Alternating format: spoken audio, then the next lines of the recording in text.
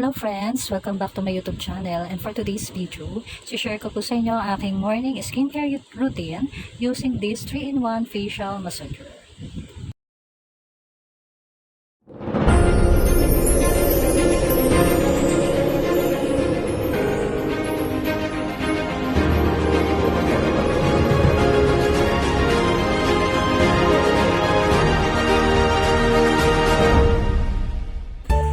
Kung ikaw ay mag-start ng mag-skincare, no, pinakaunang step talaga ay ang pag-cleansing o yung paglilinis, paghihilamos ng ating mukha, no, para mawala yung mga dirt, yung mga oil na naiwan sa ating mga mukha.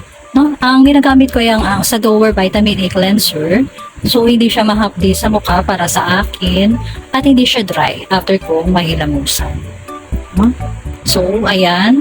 After maghila mo, syempre, tutuyuin mo ang inyong mukha.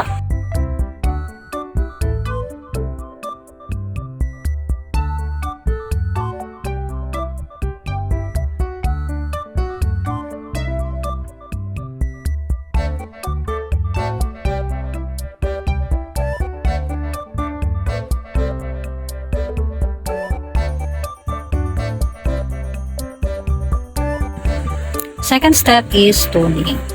O, ako ang ginagamit ko lang ay ang Eskinol kasi marami na akong nagamit na toner pero hindi ako hiyang namumula yung aking balat. Kaya okay na ako sa Eskinol. Pero bakit nga ba kailangan ng toner? No, kung mapapansin niyo, kung lumalaki na yung mga pores habang tayo ay nagkakaedad, ayun na yung sign na kailangan na natin gumamit ng toner. So kung marami nang naglalabasan ng mga acne, mga impurities sa ating mga balat, kailangan na nating mag-toner. Kasi ang toner daw nakakapag-balance ng pH balance ng ating balat. Tsaka nakakatulong din ng toner para mas maging effective yung mga susunod na skincare o yung mga gagamitin natin sa ating balat. So halimbawa yung moisturizer, so mas maganda ang magiging resulta nito sa ating balat sa tulong ng toner.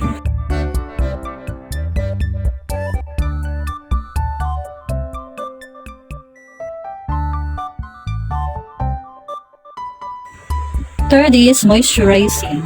Ito ay ang pag-moisturize.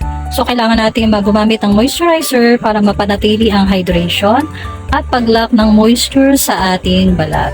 Kasi ano nga ba ang ugat ng pagkakaroon ng mga wrinkles? Ito ay dahil sa dry ng skin.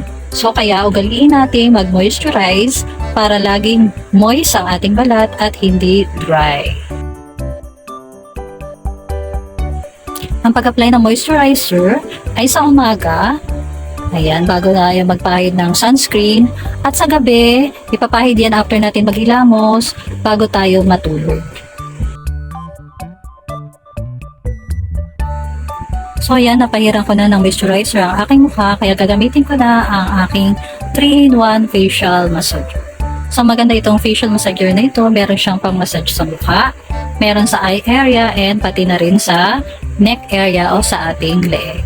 So yung parang buntot ng dolphin na yan, ayan ang para sa ating face. So maganda yung facial massager na yan kasi nakakatulong yan para ma-diminish or yung mga fine lines pa, nakakatanggal siya ng pores, nakakatanggal siya ng mga wrinkles and fine lines.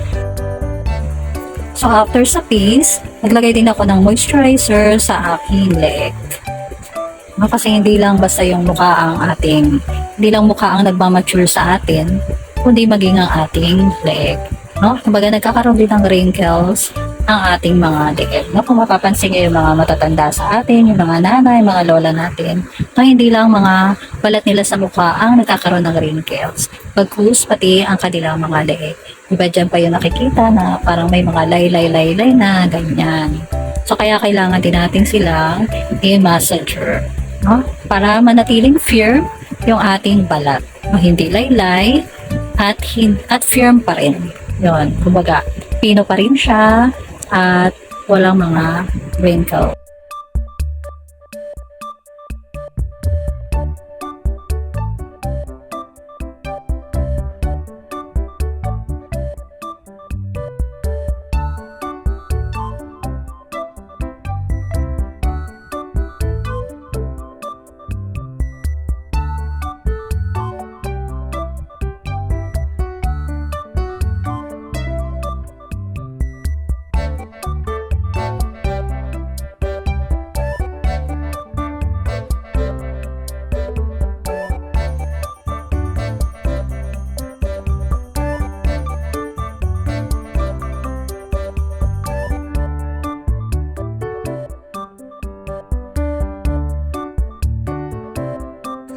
So ayan, kapag fully absorbed na ng ating mukha ang moisturizer na nilagay natin, ay ang next step naman ay ang paglalagay ng sunscreen.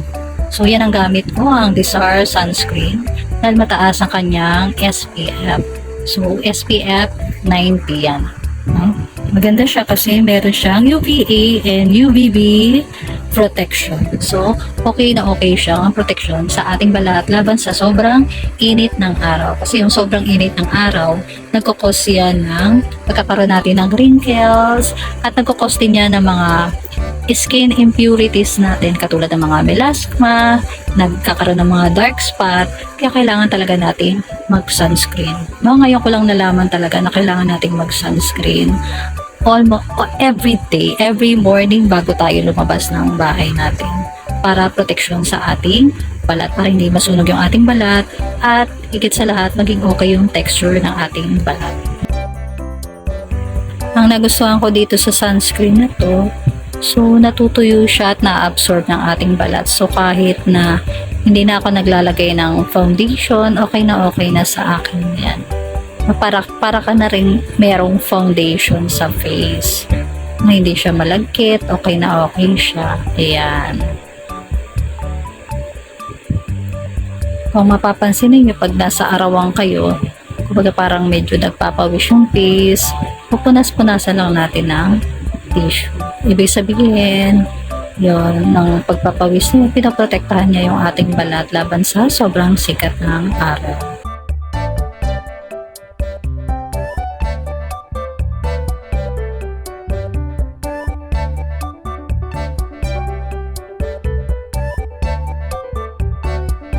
So, hindi lang mukha ang dapat nating proteksyonan laban sa sobrang init ng araw, maging ang ating leeg. So, ayan, lalagyan din natin ng sunscreen ng ating leeg at batok. Dahil tulad ng sinabi ko kanina, hindi lamang yung ating mukha ang nagkakaroon ng mga wrinkles, kundi maging ang ating leeg.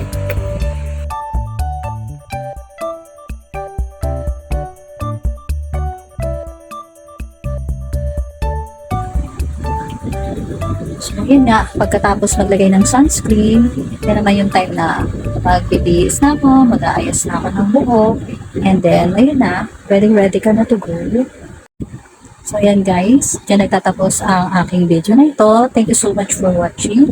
So, please comment lang kung meron kayong mga question, or kung may i-add kayo sa aking skincare routine.